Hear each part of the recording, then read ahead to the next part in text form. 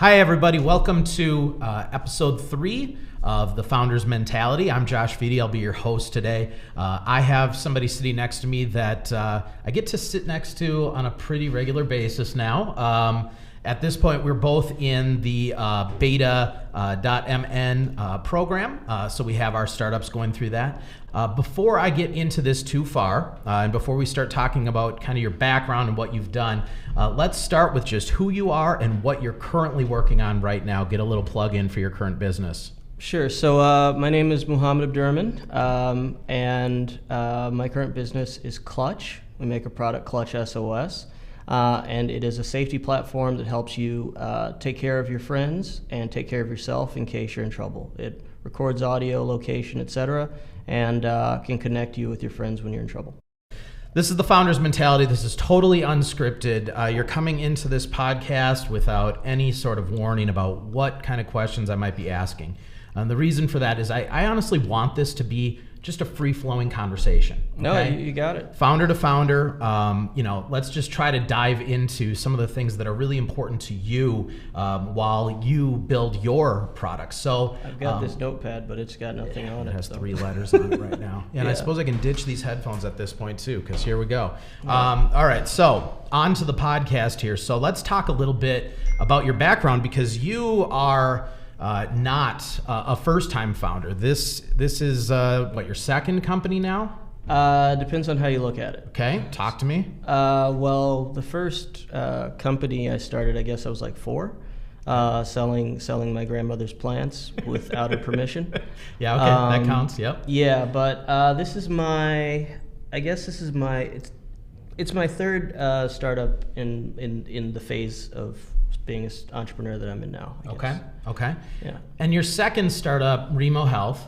Let's talk about how this even came to be. What was the background behind how this even came to exist? Sure. So I had done a couple startups in town, and I'd worked for an enterprise SaaS company. Okay. Workface under Leif Larson. It's now called Engage Co. Okay. An investor who had invested in the company pulled me out to be his apprentice for a year. Okay. That was awesome. Yeah. And I got to get a better understanding of what kinds of things investors look for in a startup.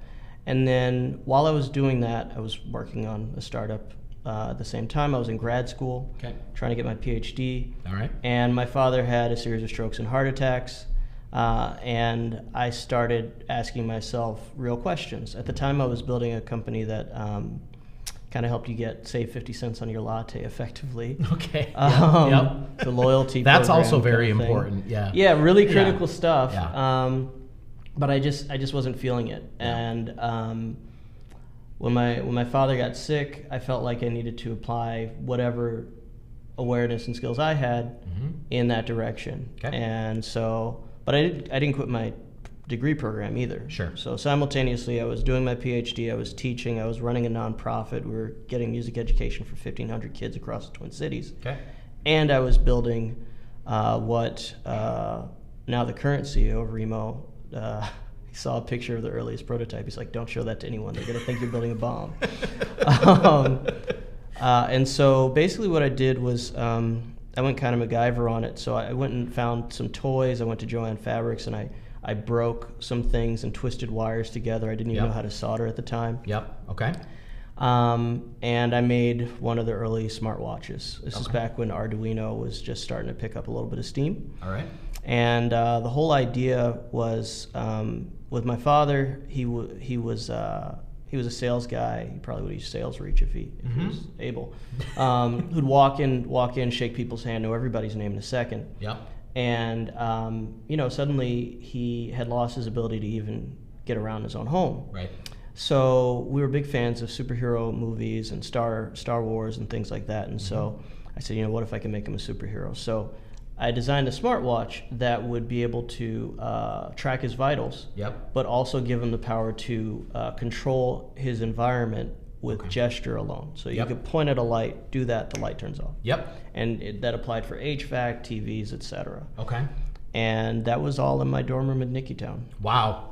What was the team? I mean, that wasn't you by yourself alone, was it? No, the team was dangerously unqualified. Okay, as many times they are, right? Most people in town who I told me, you're going to blow somebody's arm off, kid. Okay. Yeah. Okay. And they told me not only that I couldn't do it, but that you can't do it. Yeah. Right? Because my PhD is in linguistics. Sure. Linguistics. Yeah. And so people thought that was completely crazy. Yeah. And so I got together with a buddy of mine. At the time, we've been racing experimental vehicles across the country. I know that sounds ridiculous, but it's true. It does sound ridiculous. I'm going to fact check this one afterwards. But yeah. Check. Yeah, there's a solar race car team at the University of Minnesota. Okay. And I used to be on that team. Very cool. And so a buddy of mine, we got together and we started playing around with this. And then we recruited a couple of friends. Yep. And one of them was a civil engineering student, which has basically no immediate relevance to what we were doing. Yep. And we just moved along slowly but surely, and we started picking up other people. One of my best friends, who had been a co-founder in my nonprofit, came on as our treasurer or as our CFO. All right. Yep. And then the CEO who succeeded me, who had also been doing a project with that nonprofit, came on as my COO, and a guy I had heard speaking became our business development guy. He's now the CEO of the company, and that's great. It just kind of rolled along. I'm hearing two things that are very important here.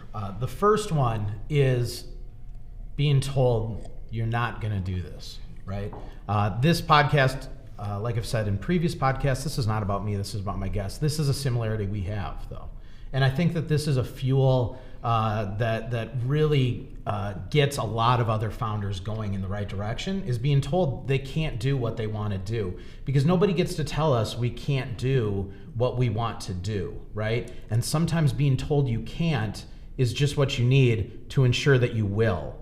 That's one thing that gets a lot of people started, and that worked really well for me. The other thing, though, that you pointed on that has rung true in your current venture as well, many of the best ideas and the best companies and the best products that I've seen people build are out of personal experience. They have some knowledge in the space, something that really pushes them to ensure personally that this gets done. And so you've already kind of told the personal story around your father, of why Reemo Health came to be. Let's talk a little bit about Clutch, because I know that Clutch also has some personal elements to it as well for coming to exist. So Clutch, again, it helps protect people, right? Why did you want to create an application to help protect people? That's kind of a confluence of factors. Sure. So after I left Reemo, I went on to be CTO of a company that does product design and mostly non-technical stuff around the world. Okay. And I was honored to be a part of that company, but there were things that I couldn't work on. Or that I couldn't consider in that role. And at the same time, I started teaching again at the University of Minnesota, where I had finished my PhD, so they brought me back. All right. And we had the school shootings, we had lots of sexual assaults on campus, et cetera. And what I was teaching is it's at the intersection of language and society. So what are the differences in the speech patterns of men and women? The powerful, the less powerful, the rich and the poor.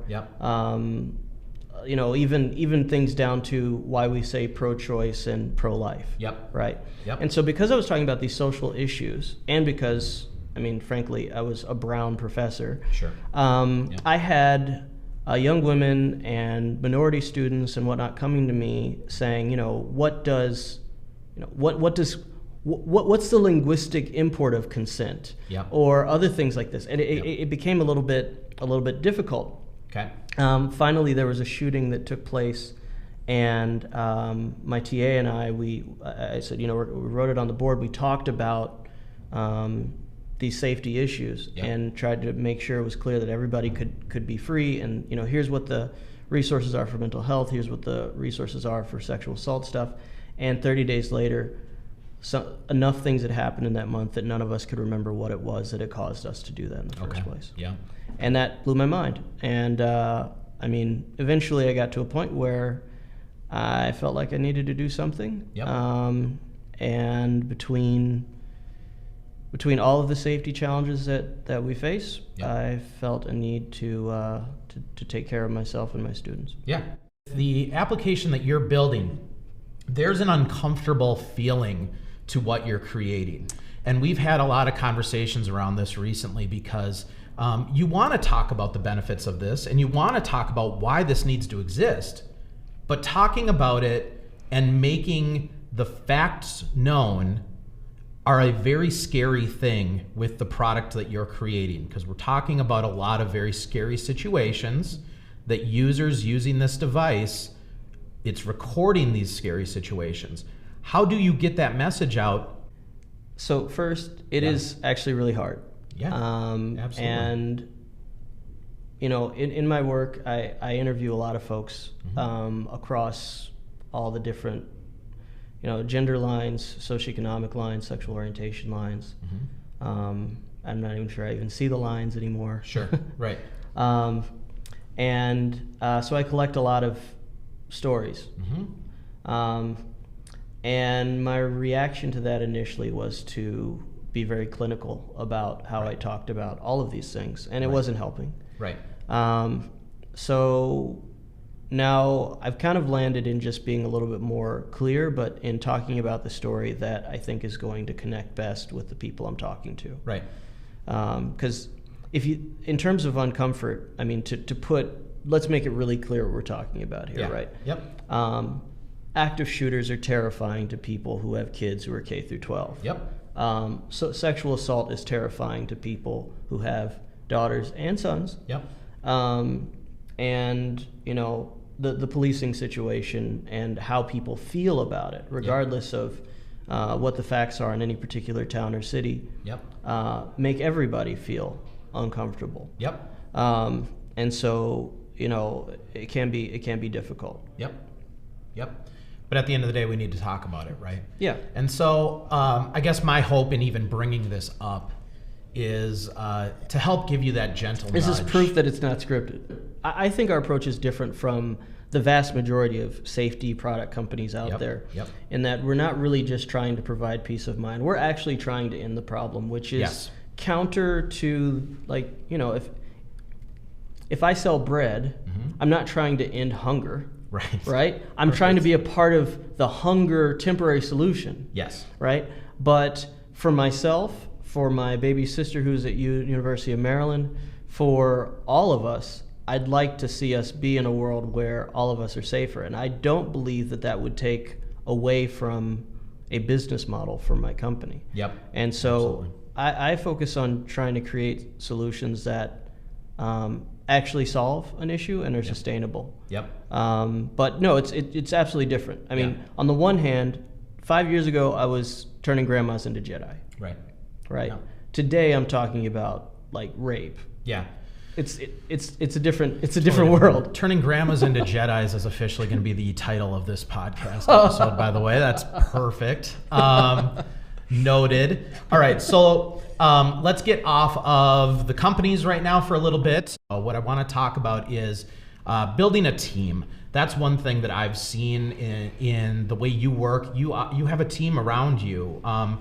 Talk a little bit about the importance of finding people with skill sets other than your own skill set to help you get that product where it needs to be. Sure. So I do things as a team. I took a class at the Carlson School while I was doing my PhD in linguistics that demonstrated that when you're trying to do something innovative, you have a better shot at creating a more complete product, and also at just surviving the journey if you don't go alone. And in my earlier startups, I can say that, I mean, as somebody who is majoring in cognitive science, but what is housed in liberal arts and social sciences for most people, nobody thinks you're the smartest guy in the room, so you can actually, get things done. Okay. If that makes sense. Perfect. That's before I got my PhD. now it's different, but I'd say that from my perspective, there's so much to know in the world. Yeah. And remember, JFK said, "The greater our knowledge increases, the greater our ignorance unfolds." Yep. Right. Yep. So I love having people around who have different experiences. And not just in work or education, but in life. In life, absolutely. I can say that one of the great benefits in Clutch is, we take ideas from users across the spectrum. Yep. So when I interviewed a trans woman from a rural town. Yeah. And it transformed the way I approached these issues. I'm sure. Right. So but building a team, I look for, do they do what they say they're going to do? Yep. Do they have a skill set that's appropriate? And early on, I'm willing to take a chance with somebody who's really motivated. And that's probably just based on my own style of entrepreneurship, because people have told me I couldn't do something. Yep.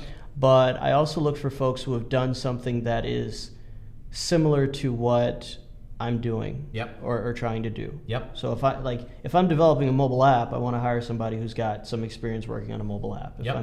If I'm doing something in healthcare, I don't care that they never worked in a startup in healthcare before. Right. But did they ever do some volunteer nursing or something? Sure. Well, and it's similar to you've had the opportunity to listen to snippets of some of the first 2 episodes that I've been editing behind you in our desk. So it echoes something similar to what Mitch Kupit said as well about building a team, which is, in those early days when you're starting up a company, you're not going to want to be hiring top executives. You're going to want to be hiring people that have just very recently done something very similar to what you're asking them to do, right? I mean, very rarely you have the money and the resources to do that. Also, the traction. Yeah. It's really funny. A lot of folks who'd be eminently qualified to work with you. Yep. Well, it's not really funny. They're not ready to work with you yet because you haven't proven yourself, and that's. Yep. And I haven't seen the whole Mitch interview. I only saw a few bits, but but even if you've done something before, I'll say this: I have the benefit of having done something before. A few things, and things that people just in the area, in the environment, in the ecosystem, or whatever, are aware of. So it's easier for me than it would be, but that doesn't make it easy. Nope, doesn't make it easy. Because people are like, no, I want to join that other thing. The thing that already exists and has investment and sales. And the thing where I have the guaranteed paycheck at the huge salary that I absolutely want. Yeah, absolutely. But I think one other thing that is a commonality between you and I that I know from just our conversations is that we both have a tremendous respect for the hustle. And we've both lived the hustle. Right? When you were starting your early businesses, you were doing this while you were still a student. You were doing this while you were still in school. While I was launching my current business, I had a full-time job. For the entire 1.5 years that I was trying to get this thing off the road, I was also side hustling and doing marketing strategy and consultation with people. I had essentially 3 jobs while I was building this. It helped me keep going. Yeah. Right? And I think that that's the same for you. Right? Sometimes just the act of staying busy helps you stay grounded and focused, right? Yeah. It's an amazingly powerful thing to just, people always say that being busy is overrated, right? I personally thrive in it. I love when I can't accomplish everything I have to do because it keeps me moving forward. It doesn't allow my brain to shut down momentarily, which then turns into a week of no work. So While I was building Reemo, right? So I was doing my PhD, right? I was taking classes. I was teaching classes. I was doing my own research. I was working on another research project. I was apprenticing a VC, and I was a market strategist for the number 8 ranked CEO in whatever year, entrepreneur. All simultaneously. And in each role, I had imposter syndrome. Working for the SaaS company, the teammates were like, why are you here? Except for one, Evan Carruthers, who went on to start Docalytics, which got acquired by Contently. Let's see. But all along the way, it was crazy. Yeah. And I worked. I've heard. I don't remember the term for it, but it's kind of like when people brag about how hardcore they are, how busy they are, or how burnt out they are, something like that. Sure. I don't remember the term for that. Sure. I'm not bragging about that. Yeah. What I'm saying is that there is some virtue in it. Yeah. So I won't say how many hours I was clocking. All I'll say is that it was a couple. It was a lot, but the transition moments were difficult. Yes. Right? Yep. So on the one hand, it's like, all right, we've got to raise money for this hardware product. Yep. And then on the other hand, it's, I've got to let this person go because they're not hitting their fundraising numbers for the nonprofit. And then it's, oh no, my dissertation is terrible, or this paper I'm submitted isn't going to get through the journal. Yep. And then on the next spot, it's, okay, this kid is clearly cheating. Yep. Yeah, right. And it's like, what do you, and I was trying to have like an active social life too. Sure. Which is a total. Yeah, forget it. You can't do all of these things, right? But it keeps you going. So, I mean, this is not everything you hear from every founder is going to apply to your life, right? Not everybody wants or can have that kind of lifestyle and build a business successfully, right? But many are that way. Many are very much that way. And so if that's the way you're wired, embrace it. Don't feel like you're pushing yourself too hard and that you should take a break. Maybe what you need is to not take a break right now. Yeah, it just depends on the person. I mean, I suffer from the entrepreneurial, shiny object syndrome, the same as a lot of others. Oh yeah. But the difference is, I think it's being able to identify a hit. Yeah. And then also being able to identify when to quit. Yep. Right. Absolutely. And I've had multiple at bats for things where I'm like, is this a hit or not? Yeah. And I give it, sometimes 6 days, sometimes 6 months. Yep. And then I'm like, you know what? No, it's not. Yep. Or yeah, I'm dropping everything I'm doing to do this. Absolutely. I've done that exact thing with you, and that's why we're not up here saying that we've founded 1,500 businesses, right? You give them a week or two, you feel it out, you put together some sort of MVP, right? Put it in front of people, and you find out, will someone pay for this or not? Is this a need or not, right? Yeah. And then you move on with your life, and I think that that's an incredibly important thing to have as an entrepreneur and as a founder, is the ability to walk away when all the signs are saying, nobody needs this, move on. Oh, for God's sake, yes. Oh my God. So I was working on something simultaneously when I was working on the loyalty program. Yeah. I was working on a pepper spray company. Okay. So safety comes back. Okay. Yep. At the time, I had been dating somebody, and I was like, campuses aren't safe. So I was trying to build pepper sprays, basically chemical warfare. Yes. But Yes. and I thought it'd be cool. And then, but I hadn't done my research. Yep. I learned how important it was to talk to customers after that, because I realized the people I'm trying to sell to didn't want to buy it. Right. Not that it wasn't a great product. It could be, but good products defined by whether or not the user wants it. Yeah. not if it's cool. Yep, absolutely. It's an important skill to have as a founder. We see people all the time spinning their wheels on because they haven't tested enough. They just want to see it happen, and that's fine. But you do need to know when to let go and to move on to the next idea. And so it's fine to cycle through multiple things. So I was in school. Yep. I was dating somebody, and she's like, if you start a company, you need to tell me. And I'm like, yep. I don't know how to do that, because the line between ideas that are spinning around Right. and something that's actually going to become concrete. Yep. If you take a really broad view, Yep. I started 13 companies last week. Right. If you Right.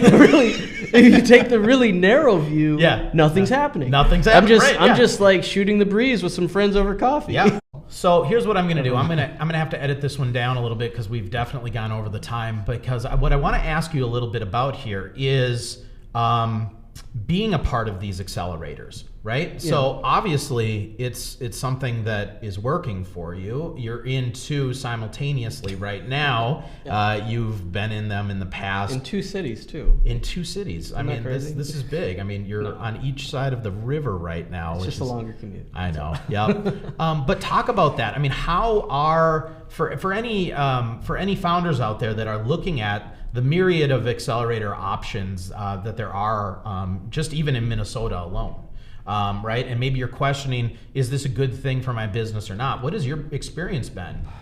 All right, so the first accelerator I did was Microsoft's out when they opened one up in Redmond. Okay. And we were in a special undisclosed location. The Microsoft engineers couldn't get to us unless they were like allowed in. Really? Yeah, it was super top secret kind of stuff. Okay. And that was a cool experience, but it was in another city. Okay. And I had been working really hard just to get us there. Yep. And I also, God, it was okay. So the day I pitched Microsoft and American Family, which invested in us, yep. The day I pitched them is also the day I earned my PhD. Okay. So I wasn't on campus to get the piece of paper. Yeah. Because I was there. Yeah. And we did the deal the same day. Wow. So, but that had a hugely transformative experience for us. Yeah. Because there were engineers with tons of experience in building products, not wearables yet. Right. But they were able to say, look, like at the time we had a band, it wasn't a watch yet, it didn't have a face. Yep. Talked about, okay, what's going to be the UX for a senior citizen? Yep. Working with that. Yep, very important. Yep. Paper's going to be good, but something that they can look at that'll tell them what's going on to be helpful, and there could be other things you can do with it. Yeah. We wouldn't have gotten that if we had been at an accelerator that didn't have hardware experience. Right, yep. And so I would say that my own experience is it will absolutely, if you get into an accelerator and it's competent, yep, because anybody can throw up a sign. Right. If it's competent, it will absolutely expose the flaws in your business. Yeah. And those flaws could be your plan, your marketing, your team, yep, or your product entirely. Yep. And it's pretty rare that a company will go into one of these programs and then come out not in some way changed. Right. And so, yeah, I'm doing it, but I'll say this also, you can get into a kind of accelerator application fatigue. Yeah. And it can become the thing that you're pushing towards instead of building your business. And I'd say that building your business is so much more important. Yes. They say if you're chasing investment, you're not chasing customers. Yep. Nobody cares about your business unless you have customers, because you right. don't have a business unless you have customers. You do not. So getting into a program is not success. Yep. Yep. Success is smiling, happy faces and dollars exchanged. Yeah. No, that's great. I'm glad we talked about that a little bit, though, because I think that is something that's very important when you're looking at the accelerators that are out there, is to make sure that those accelerators are going to align with what you're looking to do. If they don't have experience in the space that you're about to play in, what value are they really going to bring you, right? Absolutely. So you need to be vetting out the accelerators just as much as the accelerators are vetting your business out. But it's also relevant to consider, so I mean, we're in Minneapolis, yep. Which is a relatively big deal for the Midwest, but considered flyover country by the folks on either coast. Right, yeah. And so, the velocity of money here is a little bit slower, yep. et cetera. So, being in beta or being in Lunar or being in one of the Techstars programs, et cetera, yep. is kind of, it's also its own little vetting process for yep. all the money that's sitting around wondering, all right, how do I know this company from, which company I should even pay attention to? So, yep. So even there is a certain kind of validation, if you will, yeah. that can come with that. Yep. But again, the rate of success, or rather the rate of failure for companies that go through these programs, it's not to say that just because you got into something doesn't mean that you're going to be great. In fact, the right. reason you got in is probably because they thought that you're on a good trajectory. That's perfect. We're going to end it on that note. Thanks so much for being on the show. I appreciate it very much. Everybody check out ClutchSOS when you get a moment, and thanks for joining the Founders Mentality.